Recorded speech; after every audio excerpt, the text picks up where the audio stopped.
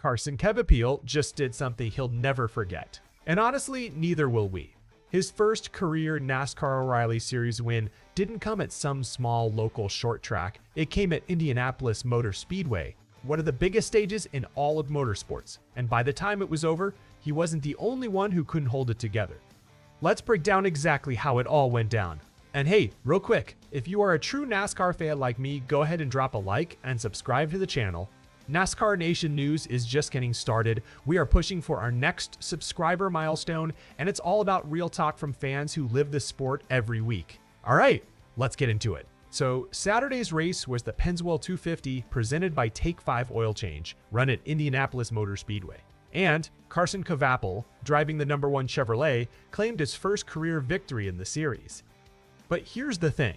This wasn't just a personal milestone, it turned into a historic day for the entire team. Justin Allgaier finished second, Ross Chastain came in third, Chase Elliott rounded out fourth. That means JR Motorsports had 4 of their drivers finish in the top 4 spots. And according to the article, that marked the first 4-driver sweep of an event in series history. Let that sink in for a second.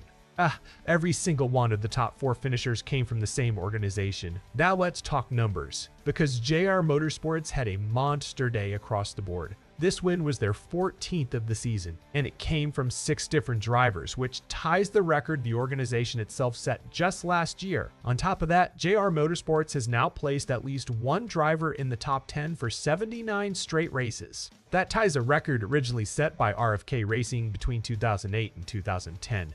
So you've got a modern-day team matching a mark that stood for well over a decade. As for Kvapil himself, the emotion was real. He said it means the world to him and admitted it's very emotional. He even talked about riding around backwards on the cool-down lap after taking the checkered flag, just sitting there thinking about all the hard work he and his dad Travis put in to get to this point. He also credited the faith that team principals Dale Jr., L.W. Miller, and Kelly Miller put behind him, calling it a second chance to come back at it this year. He admitted he was trying not to cry too much, saying he'd already shed a few tears and was just trying to hold it together. Now let's get into how the race actually played out. The article notes there was just 1 caution the entire event, and that was for an on-track incident.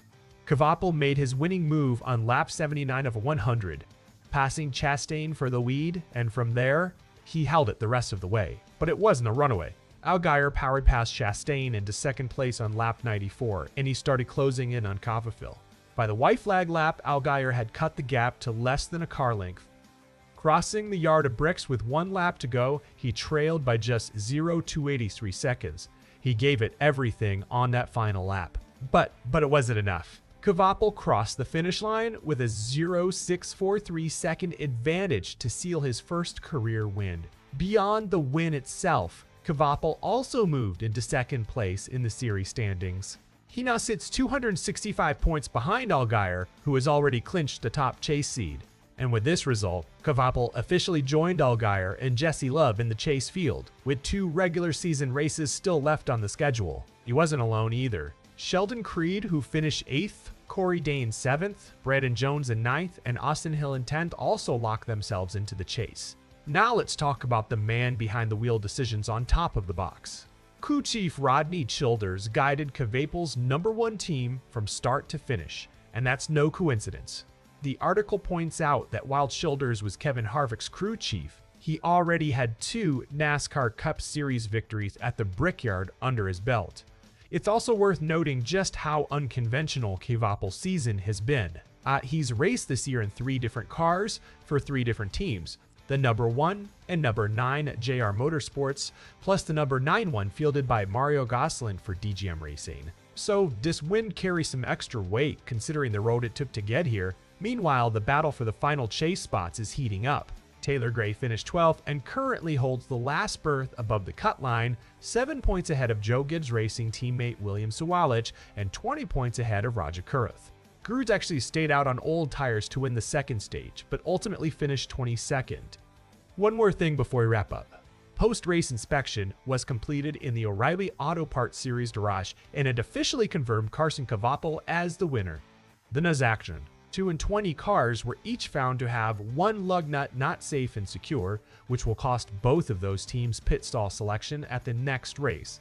And speaking of what's next, there are only 2 races left before the Chase kicks off at Darlington Raceway. Up first is Iowa Speedway on August 8th, airing at 5 p.m. Eastern on the CW, MRN Radio, and Sirius XM NASCAR Radio. So here's my question for you. With JR Motorsports sweeping the top 4 finishers at Indy, do you think this team is the one to beat heading into the Chase? Let me know down in the comments. And if you enjoyed this breakdown, make sure you're subscribed here at NASCAR Nation News, because we've got a lot more coverage coming your way. See you in the next one.